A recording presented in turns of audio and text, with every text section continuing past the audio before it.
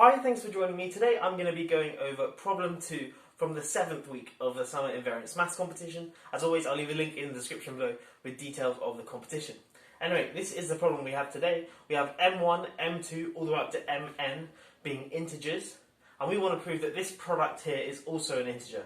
This product is the product from j being at least 1 but being less than I, and I being at most n, of mi minus mj all over I minus j. Okay, so we want to prove this product here is an integer given that m1, m2 all the way up to mn are integers.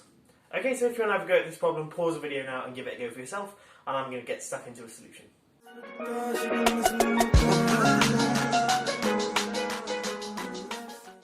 Okay, so before I get into any actual maths, let's simplify the problem a little bit. Okay, firstly, I can assume without loss of generality that m1 is less than or equal to m2 is less than or equal to ... all the way up to less than or equal to mn. In other words, they're in increasing order. Well, why can I do that? Well, notice that by changing the order of the mi's and the mj's so that they're now in increasing order, that's only ever going to change this product. The worst case scenario is timesing it by minus 1. Okay, of course it could keep the same product, but it could times it by minus 1. But notice that won't change the fact as to whether or not it's an integer. If I have an integer and I multiply it by minus 1, it's still an integer, and vice versa. If I have an integer x and minus the x is an integer, then that means that x is an integer. Okay, so we can assume without loss of generality that we have them in increasing order, and also we can make a further assumption that the smallest term is at least 0, so m1 is at least 0, and the reason is, if m1 was negative, then that means, suppose m1 equals, so m1 is negative, and it has a magnitude c, then we can just add c to each of the mi's, so that each mi now is non-negative, and then notice that adding c to this product, to each of the mi's won't change this product, because mi minus mj would then become mi plus c minus mj plus c, and of course the c's would cancel, and you're still left with mi minus mj. Okay, so each of the mi's are positive, and they're in increasing order. Now let's use this to move on with the problem. Okay, so remember that we've got this product here, and we want to be able to show that it's an integer. Well, firstly, we can write this product as a product of products. Okay, so we can write this whole thing here as the product from 1 is less than or equal to j is less than I is less than or equal to n of 1 over I minus j times the product from 1 is less than or equal to j is less than I is less than or equal to n of mi minus mj. Okay, so just splitting this thing into products, because of course this is a finite product, so it doesn't matter which order we multiply the terms in, we're always going to end up with the same result. Okay, so I'm going to focus on this thing here and trying to simplify it. Now, let's just plug in a few numbers. Let's fix I, and let's take I to be the biggest value, so n. So this thing here would be, so when I put in I as n, I get 1 over n minus, then let's go from j all the way up to I, so that'll be n minus 1, times 1 over n minus 2, times ... all the way up to, well, what's the largest j could be? Well, it can be 1 less than I, so 1 over n minus n minus 1, which of course is just 1. Okay, cool, so that's in the case I equals n. So now what's the next integer I can be? Well, it can be n minus 1. So then we have n minus 1 minus the smallest value of j is 1. So n minus 1 minus 1 is n minus 2. Then I get times 1 over n minus 3. So this is when I equals n minus 1 and j equals 2. Okay, and similarly I can continue this on and get down to 1 over n minus 1 minus n minus 2, which is 1 again. Okay, and hopefully you can see the pattern. This thing here is 1 over n minus 1 factorial. This thing here is 1 over n minus 2 factorial. And we continue down and we get down to the case when I is equal to 2 and then j is equal to 1. Okay, so that is obviously 1 over 2 factorial. Cool. I won't write that there. That's clearly 1 over 2 factorial. So this thing here as a whole, this product here, let's call this product here s. We get that s is equal to 1 over n minus 1 factorial times 1 over n minus 2 factorial times ... all the way up to 1 over 2 factorial. And just for niceness, I can divide by 1 factorial. Of course, 1 factorial is 1, so that's fine. This is sometimes known as the Super-Factorial, where you're taking the factorial and the products of each of the terms. But of course, that's just terminology. But anyway, this product here equals this thing here, which is quite nice. And of course, that's a constant. So I want to show that this constant here, s, multiplied by this product is an integer. Okay, so let's use this and move on. Okay, so I just showed that this is our new goal. So 1 over n minus 1 factorial times 1 over n minus 2 factorial, all the way down to 1 over 2 factorial times 1 over 1 factorial, multiplied by this product here. The product from j is bigger than or equal to 1, but j is less than I, and I is at most n of mi minus mj is an integer. Okay, so now let's get on to proving this thing here. Now to do this, I'm going to be using what's known as a van der Waals matrix, and in particular its determinant. Okay, so a van der Waals matrix V is something of this form. So if I have 1, m1, m1 squared, dot dot dot, all the way up to m1 to the n minus 1. Okay, then I have 1, m2, m2 squared, dot dot dot, all the way up to m2 to the n minus 1. And I carry on this pattern, so I get down to 1, mn, mn squared, all the way up to mn to the n minus 1. Okay, now I'm not going to go into the proof that the determinant is this, but you can prove that the determinant of this matrix V is indeed this product here. The product 1 is less than or equal to j, is less than I, is less than or equal to n of mi minus mj. Okay, and if you want to prove that yourself, it's not too difficult to do by induction. You firstly take this matrix here, you take every row after the first row and take the first row from it. So you the second row minus the first row, third row minus the first row, fourth row minus the first row, all the way down to the nth row minus the first row, and noting that that won't change the determinant. Then you're going to have in your first column 1 and then a bunch of zeros. So the determinant will just be 1 times the determinant of what's left here. But you can show that this determinant here is something similar to a van der Waals matrix. And then you can proceed by induction. But I'm not going to do that in this video. But if you want, you can do that in your own time. But just for now, trust me that that is the determinant of this thing here. Okay, so it's quite similar to what we want, except we want to show that when we divide it by this weird number here, n minus 1 factorial, n minus 1 factorial, n minus 2 factorial, all the way down to 2 factorial times 1 factorial, we still have an integer. Because obviously this thing here is an integer because it's just the product of integers, but we want to show that it's also divisible by this n minus 1 superfactorial.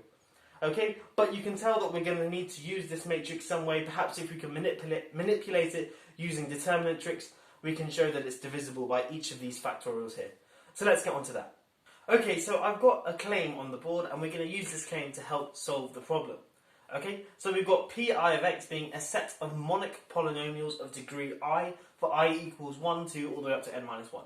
Okay, so pi is a polynomial where the coefficient of the greatest term is 1, hence it's monic, and it's of degree I. So for example, p2 of x will be a quadratic, and so on. Now then, the determinant of this matrix here is this product here. Well, what is this matrix firstly? It's very similar to the van der Waals matrix, but it's all 1s in the first column, then P1 evaluated at each of the mi's in the second column, P2 evaluated at each of the mi's in the third column, and so on, and Pn-1 evaluated at each of the mi's in the nth column.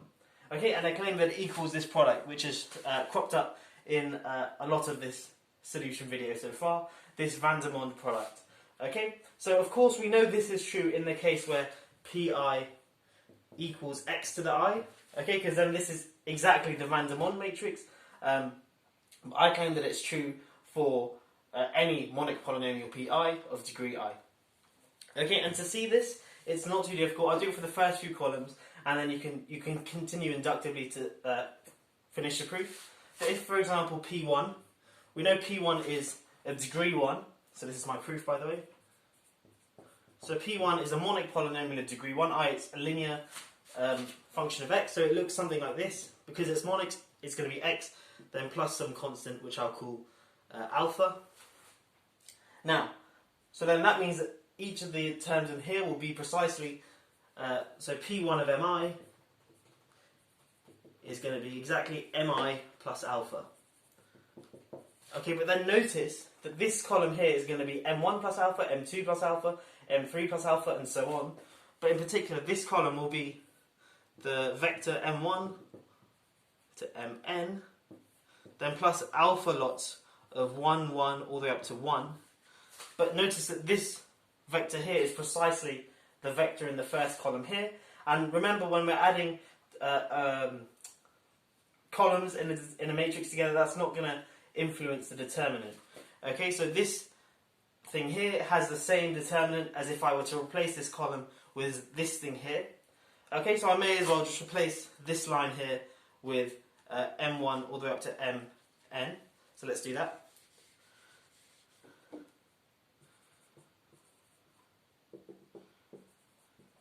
Okay, and a similar thing for the quadratic term. So P2 will be a quadratic in terms of x, and it's going to be monic. So P2 of x will look something like x squared plus alpha x plus beta for some alpha and beta.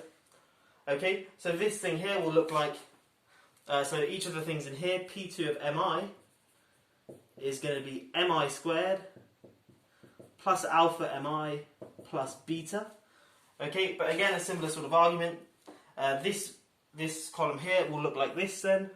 m1 squared plus dot dot dot all the way up to mn squared plus alpha lots of m1, mn, then plus beta lots of 1 all the way through 1. Okay, but of course, this column here is this column here, and this column here is this column here. So again, it's not going to influence the determinant. So I can essentially rub out this column and replace it with just m1 squared, m2 squared, all the way through mn squared. Okay, and I can do a similar thing for all of the columns. So I get that this matrix here is exactly the same as our Van der Monde matrix. Okay, so when I get up to the last column, I get m1 to the n minus 1, m2 to the n minus 1, all the way down to mn to the n minus 1. So this thing here is precisely the Van der Monde matrix, which we know has determinant this guy here. Okay, so the matrix I had before, which was P1M1, P1M2, P1Mn. Okay, this thing here has the matrix, has determinant, sorry, this product here. Okay, now what we want to do is be able to use this fact to go back to solving our problem to show that this thing here is divisible by n minus 1 factorial, n minus 2 factorial, all the way down to 3 factorial, 2 factorial, 1 factorial. Okay, so let me clean up the board and then we'll move on. Okay, so the claim I just made was for arbitrary pi, provided pi was monic and of degree I. But to solve this problem, I'm going to be using this particular pi. So let's firstly check that it is indeed monic and of degree, and each of the pi's are of degree I. Well, clearly it's monic because the greatest order of x will be this thing here, x times x times x from each of the factors, and each of those x's have coefficient 1, so of course their product will have coefficient 1. Great, so pi of x is monic. Now let's check it's of degree I, and that's not too difficult to arrive upon because each of these factors here is of degree 1. And, well, how many factors do we have? Well, we have precisely I factors. Okay, when I is 1, this thing here is x minus 1 plus 1, so just x. So P1 of x is just x.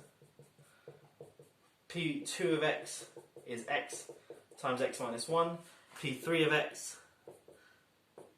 is x times x minus 1 times x minus 2. And you can continue and see clearly that each of the pi's is of degree I. P1 of x is degree 1. P2 of x is a quadratic. P3 of x is a cubic. And so on. Okay, great. So it meets the conditions so that we can use the claim that we just made. Now, firstly, let n be a non-negative integer. So it's an integer and it's greater than or equal to 0. Well, now look at pi of n. Well, that's going to be, let's just shove it into the definition here. N times n minus 1 times n minus 2 times dot dot dot all the way up to n minus I plus 1. Okay, but this is looking very factorially. So if we times this, the top and bottom, by n minus I,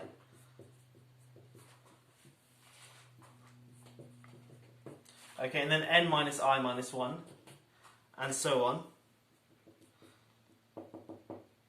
all the way down to 1. On the top we're left with n factorial, and on the bottom we've got n minus I factorial. Okay, so that's n factorial over n minus I factorial. Great. But now this is looking quite like the combinatorics choose notation. So remember, if I have integers, let's say, what integers haven't I used yet? Let's say c and d. So c choose d is precisely c factorial over d factorial times c minus d factorial, where c and d are non-negative integers and c is greater than or equal to d. Okay, so this thing here becomes n factorial over n minus I factorial. Then I can times that by I factorial, and then of course an I factorial at the top. And this thing here is n choose I. So this is n choose I times I factorial. Okay, and in particular n choose I is an integer, and that's what we're going to use to solve our problem. So what I've shown is that pi choose n, pi evaluated at n, where n is some non-negative integer, is divisible by I factorial. Well, that's the key to this. So pi, when I put an n into pi of x, I get some integer times I factorial. Okay, so let's use this. Go back to our Van der Waals matrix, or the one that I had in my claim, and then we can use that to finally arrive at a solution to our problem. Okay, so we're at the final stretch of solving our problem. Remember, I showed that this determinant here is equal to this product here, and that's for arbitrary pi, provided pi is a polynomial which is monic and of degree I. And then I chose that pi of x was this polynomial here, and I showed that it was monic and of degree I. And I also showed that pi of n, where n is any non-negative integer, is I factorial times n choose I. Okay, so let's use this piece of information and put it back into our matrix. So pi of m, oh, and remember each of the mi's are non-negative by construction. That was one of the first steps I made. I assumed without loss generality that each of the mi's are non-negative. Okay, so let's put this thing into our matrix here. So p1 of m1 becomes 1 factorial times m1 choose 1. Okay, so 1 factorial times m1 choose 1. This may seem a bit redundant for this first column, but you'll see why I'm doing this in just a second. So that's 1 factorial times m2 choose 1, all the way down to 1 factorial times mn choose 1. Okay, let's look at the second column. I is 2, so we get 2 factorial times m1 choose 2, 2 factorial times m2 choose 2. Okay, all the way down to 2 factorial times mn choose 2. Okay, and let's go to the last column now. I is n minus 1, so we get this thing here is n minus 1 factorial times m1 choose n minus 1. Okay, this thing here becomes n minus 1 factorial times m2 choose n minus 1, all the way down to n minus 1 factorial, n minus 1 factorial times mn choose n minus 1. Okay, so I get this as now my matrix, but notice that in my first column I can take out a 1 factorial, I can take out a 2 factorial from each of the elements in my second column, and in the I plus 1th column I can take out an I factorial from each of the elements. Okay, now we can use this to our advantage. Okay, so remember a basic property of determinants and matrices is that if you have a column which has shares a common factor between each of the elements in that column, then you can take out that common factor and put it in front of the determinant. Okay, so I can take out this 1 factorial, for example, from this column here, and bring it out to the front of the determinant. Okay, just imagine that's the front of the determinant, a 1 factorial there. Okay, and similarly, this column here I can take out a 2 factorial. Okay, so let's take out the 2 factorial and put it out at the front of the determinant, and so on. I can take all of these factorials out of my matrix, out of my determinant, sorry, and I get this thing here. So I get this thing here times the determinant of this matrix that's left is equal to the product. Okay, now you can probably see what I'm going to do. I'm going to divide both sides by this thing here. Okay, so let's divide both sides by this thing here. So I get this product here divided by 1 factorial, 2 factorial, all the way up to n minus 1 factorial. Okay, and this, remember, we want to show this thing here as an integer, and we've shown it's the determinant of this matrix here, but notice that each of the entries of this matrix is an integer. Okay, because these things here, m1, all the mi's are integers, and this is just mi choose another positive integer, and of course that's going to be a non-negative integer. So all in all, this is a matrix with integer entries, or integral entries, and thus the determinant must be an integer, because remember how you work out the determinant, it's this thing here times the determinant of this thing here minus this thing times the determinant of this matrix minus this. So it's going to be a bunch of minus ones times integers times other integers and a bunch of things like that. But remember, you can add integers, subtract integers from other integers, and you'll still be left with an integer. So after you've computed this determinant, you're going to be left with an integer. So we've solved the problem. We showed that this thing here is an integer. Okay, so I guess the main part of this problem was noting that a van der Waals matrix has this determinant here, and then by manipulating that and using some determinant rules and some properties of determinants, we can divide it by this thing here by choosing an appropriate pi, and then we're left with a matrix with integral coefficients or integral entries, and thus its determinant must be an integer. And yeah, that solves the problem. I hope you have enjoyed this video. If you're new here, please do consider subscribing. I don't just make these videos, these solution videos. I make lots of other fun videos as well to do with maths. But yeah, I'll catch you in the next one. Have a great day.